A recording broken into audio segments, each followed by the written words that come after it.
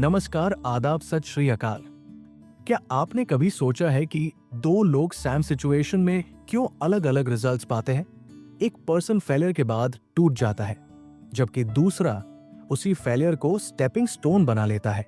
एक student exam में fail होकर डिप्रेशन में चला जाता है, जबकि दूसरा उसी फेलियर से मोटिवेशन लेकर हार्डर स्टडी करता है और नेक्स्ट टाइम टॉप करता है। एक बिजनेसमैन लॉस के बाद बिजनेस छोड़ देता है, जबकि दूसरा उसी लॉस से सीखकर और भी सक्सेसफुल बन जाता है। असल में इन सब के पीछे एक ही सीक्रेट है, एटीट्यूड। जेफ केलर की revolutionary book attitude is everything इसी पावरफुल कॉन्सेप्ट को एक्सप्लेन करती है। ये बुक सिर्फ थ्योरी नहीं है, बल्कि प्रैक्टिकल रोड मैप है जो आपकी पूरी लाइफ को ट्रांसफॉर्म कर सकता है। केलर ने अपने इयर्स के रिसर्च और रियल लाइफ एक्सपीरियंसेस के थ्रू प्रूव किया है कि आपका एटीट्यूड ही डिसाइड करता है कि आप सक्सेसफुल बनेंगे या एवरेज रह जाएंगे। ये बुक उन लोगों के लिए है जो टायर्ड है मीडियोकर लाइफ जीने से, जो चाहते हैं कि उनकी ड्रीम्स रियलिटी बने और जो समझना चाहते हैं कि कैसे मेंटल पावर का यूज करके एक्स्ट्राऑर्डिनरी रिजल्ट्स पाए जा सकते हैं। अगर आप भी उन लोगों में से हैं जो सिर्फ एग्जिस्ट नहीं करना चाहते बल्कि ट्रूली लाइव करना चाहते हैं, तो ये समरी आपकी लाइफ का टर्निंग पॉइंट बन सकता है। इस बुक का पहला सबक है, आपका एटीट्यूड आपकी लाइफ को शेप करता है। सबसे पहले समझिए कि एटीट्यूड क्या है। ये सिर्फ पॉजिटिव या नेगेटिव थिंकिंग नहीं है। एटीट्यूड आपका मेंटल फिल्टर है जो डिसाइड करता है कि आप किसी भी सिचुएशन को कैसे इंटरप्रेट करेंगे। ये आपका इंटरनल जीपीएस है जो हर मोमेंट आपको गाइड करता है कि आप कैसे रिएक्ट करेंगे, कैसे फील करेंगे और कैसे एक्शन लेंगे। जेफ केलर कहते हैं कि हमारे पास हर सिचुएशन में दो चॉइसेस हैं। हम विक्टिम बन सकते हैं या विक्टर बन सकते हैं। ये चॉइस हमारा एटीट्यूड डिटरमाइन करता है। अब देखिए ये कैसे काम करता है। जब आप मॉर्निंग में उठते हैं और मिरर में अपने आप से कहते हैं आज एक बेकार दिन होने वाला है, तो आपका सबकॉन्शियस माइंड इस कमांड को एग्जीक्यूट करना शुरू कर देता है। आपका ब्रेन सेलेक्टिवली उन सभी चीजों को नोटिस करता है जो आपकी बिलीफ को कंफर्म करती है। ट्रैफिक जैम में फंसना, बॉस का मूड ऑफ होना, लंच में फेवरेट डिश न मिलना, सब कुछ आपको प्रूफ लगता है कि डे रियली बैड है। लेकिन रियलिटी में थाउजेंड्स पॉजिटिव थिंग्स भी हुई होंगी। आपकी हेल्थ ठीक थी, आपके पास जॉब थी, आपके फैमिली मेंबर्स सेफ थे, लेकिन आपका नेगेटिव एटीट्यूड ने उन्हें इनविजिबल बना दिया। इसके अपोजिट भी सेम प्रोसेस होती है। जब आप पॉजिटिव एटीट्यूड रखते हैं तो आपका ब्रेन अपॉर्चुनिटीज का रडार बन जाता है। आप सैम ट्रैफिक जैम में भी ग्रैटिट्यूड फील करते हैं कि आपके पास कार है। सैम बॉस के मूड ऑफ होने पर भी आप समझते हैं कि मे बी उनका कोई पर्सनल इशू है और आप एम्पैथी शो करते हैं। रिजल्ट, बॉस आपको मैच्योर और अंडरस्टैंडिंग एम्प्लॉय समझता है। लंच में फेवरेट डिश न मिले तो आप नई डिश ट्राई करते हैं और मे बी आपको नया फेवरेट मिल जाता है। चलो एक रियल लाइफ एग्जांपल से समझते हैं। रतन टाटा की लाइफ स्टोरी एटीट्यूड की पावर का परफेक्ट एग्जांपल है। एक 990S में जब रतन टाटा ने टाटा ग्रुप की लीडरशिप संभाली तो उस टाइम कंपनी की कंडीशन बहुत अच्छी नहीं थी। Old fashion thinking, international market में वीक प्रेजेंस और इंटरनल कॉन्फ्लिक्ट्स थे। मोस्ट बिजनेस एक्सपर्ट्स का ओपिनियन था कि टाटा ग्रुप अब वो ग्लोरी डेज नहीं देख सकता जो जेआरडी टाटा के टाइम में थे। लेकिन रतन टाटा का एटीट्यूड कंप्लीटली डिफरेंट था। उन्होंने प्रॉब्लम्स को अपॉर्चुनिटीज की तरह देखा। जहां दूसरे लोग सिर्फ ऑब्स्टिकल्स देख रहे थे, वहां उन्होंने ग्रोथ पोटेंशियल देखा। ग्लोबलाइजेशन को थ्रेट की तरह नहीं बल्कि एक्सपांशन अपॉर्चुनिटी की तरह ट्रीट किया। जब सभी कह रहे थे कि इंडियन कंपनीज इंटरनेशनल मार्केट में कॉम्पीट नहीं कर सकती, तो उन्होंने सोचा क्यों नहीं, हम भी वर्ल्ड क्लास प्रोडक्ट्स और सर्विसेज प्रोवाइड कर सकते हैं। यह पॉजिटिव एटीट्यूड ही था जिसने उन्हें बोल्ड डिसीजंस लेने की करेज दी। सबसे बड़ी एग्जांपल है नैनो कार प्रोजेक्ट की। जब रतन टाटा ने देखा कि मिडिल क्लास फैमिलीज मोटरसाइकिल पर पूरा फैमिली लेकर जाती हैं, तो मोस्ट बिजनेसमैन ये सोचते कि ये तो नॉर्मल बात है, इंडिया में बजट की प्रॉब्लम है। लेकिन रतन टाटा का एटीट्यूड था हर फैमिली को सेफ और अफोर्डेबल कार मिलनी चाहिए। रिजल्ट, उन्होंने वर्ल्ड की सबसे सस्ती कार बनाने का डिसीजन लिया। हालांकि नैनो कमर्शियली उतनी सक्सेसफुल नहीं हुई, लेकिन ये एटीट्यूड और विजन ने पूरी ऑटोमोटिव इंडस्ट्री को हिला दिया। कमेंट करके जरूर बताइए वीडियो कैसी लगी। इस बुक का दूसरा सबक है, हमेशा पॉजिटिव वर्ड्स बोलें। ये सिर्फ अच्छी बात नहीं है, बल्कि आपकी लाइफ को कंप्लीटली ट्रांसफॉर्म करने का सबसे पावरफुल टूल है। जेफ केलर एक्सप्लेन करते हैं कि हमारे वर्ड्स सिर्फ कम्युनिकेशन का मीडियम नहीं है, बल्कि प्रोग्रामिंग कमांड्स हैं जो हमारे सबकॉन्शियस माइंड को कंटिन्यूअसली इंस्ट्रक्ट करते रहते हैं। जब आप बार बार मैं नहीं कर सकता, ये बहुत मुश्किल है, मेरी किस्मत ही खराब है जैसे वर्ड्स बोलते हैं, तो आप लिटरली अपने ब्रेन को फेलियर के लिए प्रोग्राम कर रहे हैं। ये साइंस भी है, सिर्फ फिलॉसफी नहीं। आपका ब्रेन आपके वर्ड्स को कमांड्स की तरह लेता है। जब आप कहते हैं मुझे याददाश्त कमजोर है, तो आपका सबकॉन्शियस माइंड इसे एक्सेप्ट कर लेता है और रील में आपकी मेमोरी को वीक बनाना शुरू कर देता है। ये सेल्फ फुलफिलिंग प्रोफेसी बन जाता है। लेकिन जब आप कहते हैं मैं हर दिन मेंटली स्ट्रॉन्गर हो रहा हूं, तो आपका ब्रेन इसे अचीव करने के वेज ढूंढना शुरू कर देता है। नेगेटिव वर्ड्स का इंपैक्ट भी इमीडिएट होता है। जब आप मॉर्निंग में कहते हैं आज का दिन बुरा लग रहा है, तो आपका मूड इंस्टेंटली डाउन हो जाता है, आपकी एनर्जी लेवल ड्रॉप हो जाती है और आप एक्चुअली उन सिचुएशंस को अट्रैक्ट करते हैं जो आपकी नेगेटिव प्रेडिक्शन को ट्रू बनाती है।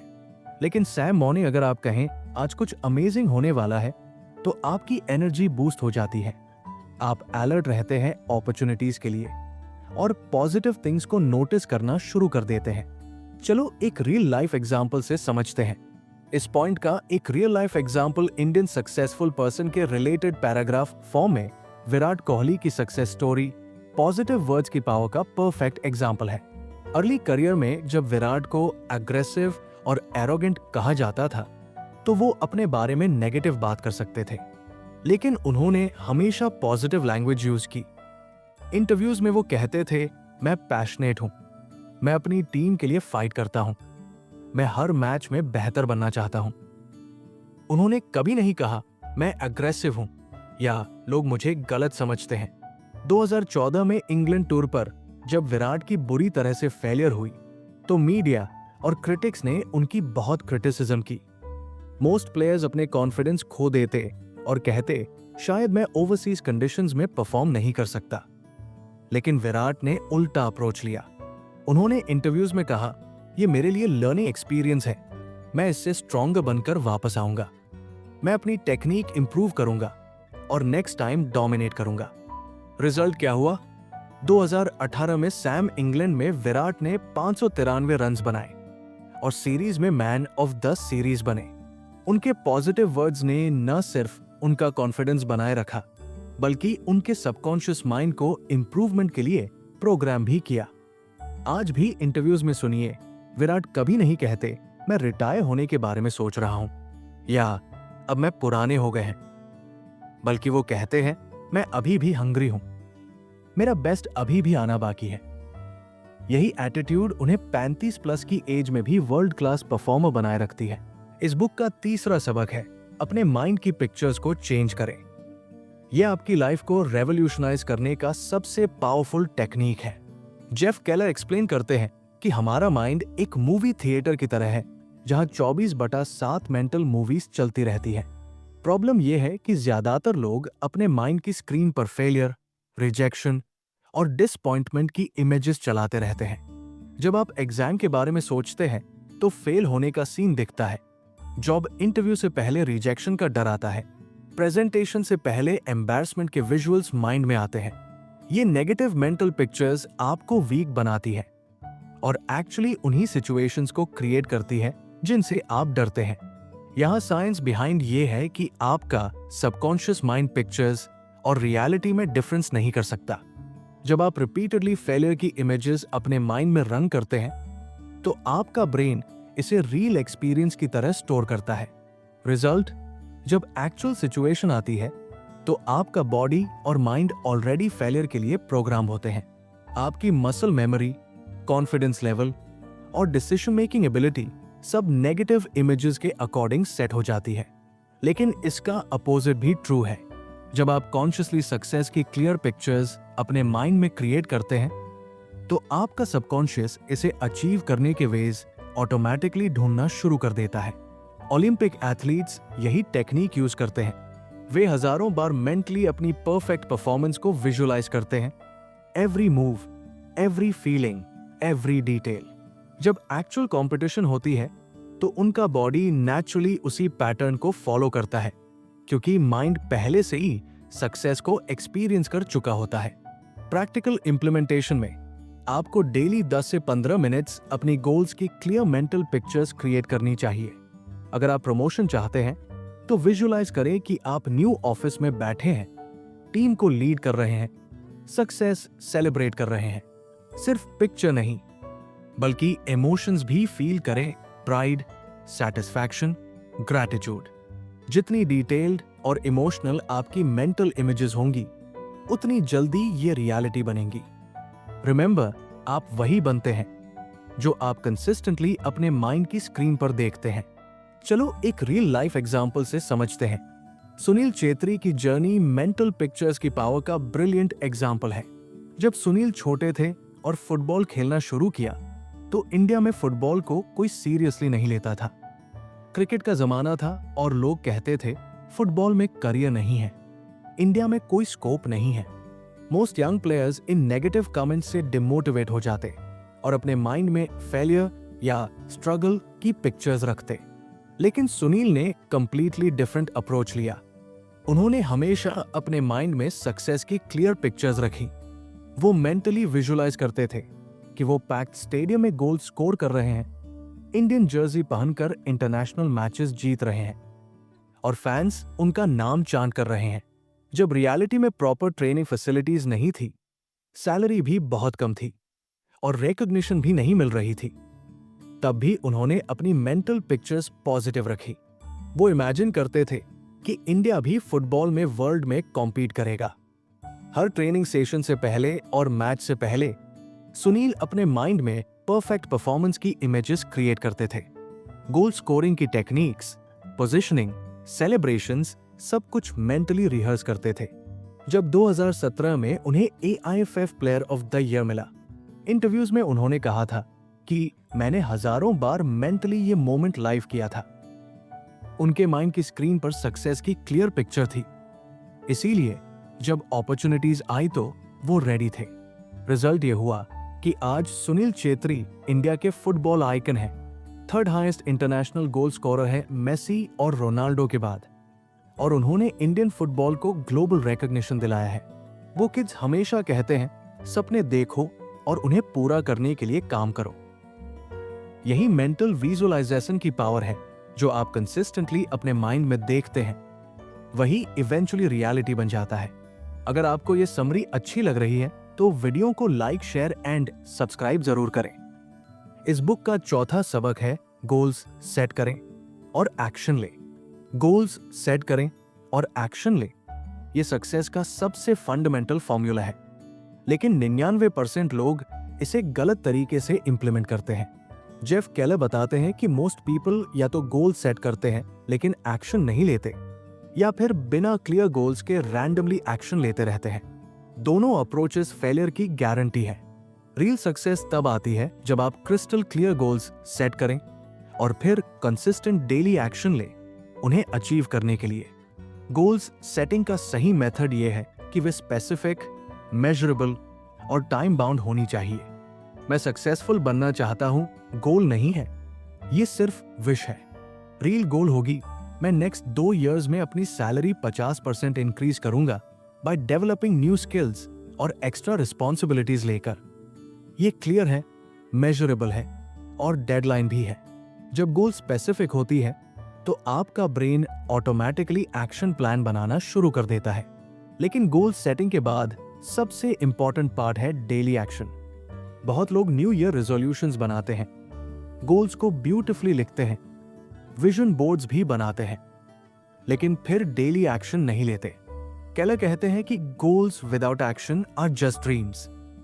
आपको हर दिन कम से कम एक एक्शन लेना है जो आपको गोल के क्लोजर ले जाए, चाहे वो कितना भी स्मॉल हो। यहां मैजिक ये है कि स्मॉल कंसिस्टेंट एक्शंस कंपाउंड हो जाती है। अगर आपका गोल है बुक लिखना, तो डेली 500 वर्ड्स लिखना एक साल में कंप्लीट बुक बना देगा। अगर वेट लॉस चाहिए तो डेली 30 मिनट्स वॉक एक साल में ड्रामेटिकली आपकी हेल्थ इंप्रूव कर देगी। प्रॉब्लम यह है कि लोग ओवरनाइट रिजल्ट्स चाहते हैं और जब इमीडिएट ग्रेटिफिकेशन नहीं मिलती तो क्विट कर देते हैं। एक्शन लेने के साथ साथ प्रोग्रेस को ट्रैक करना भी जरूरी है। आपको वीकली रिव्यू करना चाहिए कि आप अपनी गोल्स की डायरेक्शन में कितना मूव किए हैं। अगर प्रोग्रेस स्लो है तो स्ट्रैटेजी एडजस्ट करनी चाहिए, लेकिन एक्शन लेना कभी बंद नहीं करना चाहिए। रिमेंबर, सक्सेस एक डेस्टिनेशन नहीं है, ये डेली हैबिट्स और कंसिस्टेंट एक्शंस का रिजल्ट है। आप वही अचीव करते हैं जिसके लिए आप डेली एक्शन लेते हैं। चलो एक रियल लाइफ एग्जांपल से समझते हैं। श्रद्धा कपूर की fitness transformation journey, goals set करें और एक्शन ले का परफेक्ट एग्जाम्पल है। जब श्रद्धा ने स्ट्रीट डांसर 3D और बागी 3 इंच जैसी एक्शन फिल्म्स के लिए साइन किया तो उन्हें पता था कि उनकी बॉडी को कंप्लीटली ट्रांसफॉर्म करना होगा। वो टिपिकल बॉलीवुड एक्ट्रेस थी जिनका फोकस सिर्फ एक्टिंग पर था, लेकिन एक्शन रोल्स के लिए एथलेटिक बिल्ड और स्टैमिना चाहिए था। मोस्ट एक्ट्रेसेस यहां पर जनरल गोल रखती हैं, जैसे मुझे फिट होना है, लेकिन श्रद्धा ने बिल्कुल स्पेसिफिक गोल्स सेट किए। उन्होंने क्लियर मेजरेबल गोल्स बनाए। 6 महीने में 8 किलोग्राम वेट रिड्यूस करना है, बॉडी फैट परसेंटेज 18% से 12% लाना है और 2 आवर्स कंटिन्यूअसली डांस करने की स्टैमिना बिल्ड करनी है। ये गोल्स वेग नहीं थी जैसे फिट होना है, बल्कि स्पेसिफिक नंबर्स और टाइमलाइन के साथ थी। उन्होंने ये गोल्स अपने ट्रेनर और न्यूट्रिशनिस्ट के साथ प्लान किए और पेपर पर लिख कर रखे ताकि डेली देख सके। गोल्स सेट करने के बाद डेली कंसिस्टेंट एक्शन शुरू किया, चाहे शूटिंग हो या ना हो। श्रद्धा रोज 5 AM उठकर जिम जाती थी। 2 hours workout, 45 minutes strength training, 30 minutes cardio, 45 minutes dance practice. Strict diet plan follow करती थी। चीट मील्स भी स्केड्यूल के अकॉर्डिंग होती थी। जब लगता था कि प्रोग्रेस स्लो है या मोटिवेशन डाउन है, टैब भी एक्शन लेना बैंड नहीं किया। उन्होंने कहा था इंटरव्यूज में, मैं रिजल्ट्स नहीं देखती, मैं प्रोसेस पर फोकस करती हूं। रिजल्ट यह हुआ कि 6 महीने बाद उन्होंने न सिर्फ अपने गोल्स अचीव किए बल्कि एक्सीड भी किए। फिटनेस लेवल इतनी इंप्रूव हुई कि वो अपने मेल कोस्टार्स के साथ बराबर एक्शन सीक्वेंसेस परफॉर्म कर सकती थी।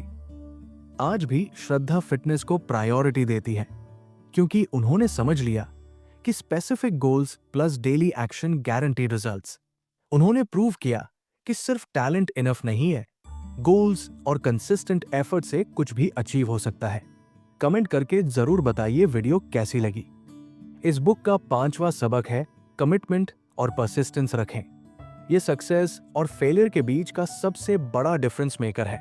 जेफ केलर बताते हैं कि मोस्ट पीपल गोल्स सेट करते हैं, पॉजिटिव एटीट्यूड भी रखते हैं, एक्शन भी लेते हैं, लेकिन जैसे ही ऑब्स्टिकल्स आती हैं या रिजल्ट्स स्लो आने लगते हैं, वे गिव अप कर देते हैं। यही वो पॉइंट है जहां विनर्स और क्विटर्स का डिफरेंस होता है। कमिटमेंट का मतलब है कि आप अपने डिसीजन के साथ स्टिक करेंगे चाहे जो भी सर्कमस्टेंसेस आए, और परसिस्टेंस का मतलब है कि आप फेलियर्स और रिजेक्शंस के बावजूद भी ट्राई करते रहेंगे। यहां समझने वाली बात यह है कि हर सक्सेसफुल पर्सन को मल्टीपल फेलियर्स फेस करनी पड़ती है।